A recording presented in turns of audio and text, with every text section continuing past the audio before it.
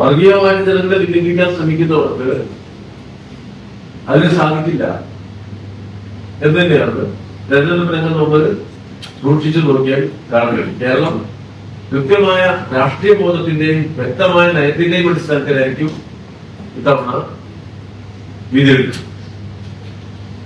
ഇവിടെ UDFന്റെ കുറവുകൾ നല്ല നിലയിൽ കഴിഞ്ഞ ദിവസങ്ങളിൽ ജനങ്ങളെ മനസ്സിലാക്കി പോകുന്നതാണ്.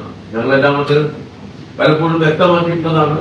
ഞാനത് ആവർത്തിച്ച് പറയാൻ ആഗ്രഹിക്കുന്നു. പക്ഷെ അതിന്റെ ദൗർബല്യങ്ങൾ കേരളം കൂടുതൽ തിരിച്ചറിയുന്നു. ഒരു ഇടതുപക്ഷ ഭരണവും ഒരു UDF ഭരണവും തമ്മിൽ നല്ല വ്യത്യാസം. ഇടതുപക്ഷ ഭരണം വ്യക്തമായ നയങ്ങളുടെ അടിസ്ഥാനത്തിലാണ്, വ്യക്തമായ കാഴ്ചപ്പാടിന്റെ അടിസ്ഥാനത്തിലാണ്. UDFന്റെ ഭരണം സമ്മർദ്ദ തന്ത്രങ്ങളുടെ അടിസ്ഥാനത്തിലാണ്. സമ്മർദ്ദ തന്ത്രങ്ങൾക്ക്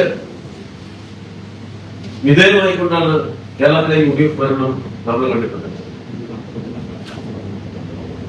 പിന്നീട് ഞാൻ ഒരു പുസ്തകം കാണിക്കുകയുണ്ടായി. ലീഗ് ഉപമുഖ്യമന്ത്രി സ്ഥാനം ചോദിക്കില്ല. ഈയിടെ ഒരു വാർത്ത കണ്ടു. ലീഗ് ഉപമുഖ്യമന്ത്രി സ്ഥാനം ചോദിക്കില്ല. കേരളത്തിൽ ഉപമുഖ്യമന്ത്രി സ്ഥാനമേ ഇല്ല. എന്താ അങ്ങനെ ഒരു പ്രചരണത്തെ? എന്നാൽ നമ്മുടെ അനുഭവം മന്ത്രിസ്ഥാനത്തിന്റെ എണ്ണം സമ്മർദ്ദതന്ത്രം ഉപയോഗിച്ച് വർദ്ധിപ്പിക്കുന്നതിന് കേരളം കഴിയുന്നത്. അത്തരം സമ്മർദ്ദ തന്ത്രങ്ങൾ കേരളം അനുഭവിച്ചതാണ്. ആ സമ്മർദ്ദ തന്ത്രങ്ങൾ ഇല്ലാത്ത ഭരണമാണ് ഇപ്പോൾ നടത്തുന്നത്.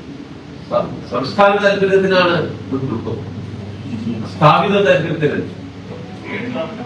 അപ്പൊ ചില രാഷ്ട്രീയ കക്ഷികളുടെ സ്ഥാപിത താല്പര്യത്തിന് കാര്യങ്ങളെ വിധേയമാക്കുന്ന പ്രവർത്തനം. അതെന്തിനാ? ഏതാ സ്ഥാപിത താല്പര്യം? വ്യത്യസ്തങ്ങളായ സമ്പന്ന വിഭാഗങ്ങളുടെ താല്പര്യം. വ്യത്യസ്തങ്ങളായ സമ്പന്ന വിഭാഗങ്ങളുടെ താല്പര്യങ്ങളെ സംസ്ഥാന ഭരണം ഉപയോഗിച്ച് സംരക്ഷിച്ചു കൊടുക്കുക. ആ സമ്മർദ്ദ ഗ്രൂപ്പുകളുടെയും സ്ഥാപിത താല്പര്യങ്ങളുടെയും സംരക്ഷണം ഉറപ്പാക്കുന്നത്. അതാണ് ഇന്ത്യൻ ഭരണത്തിൽ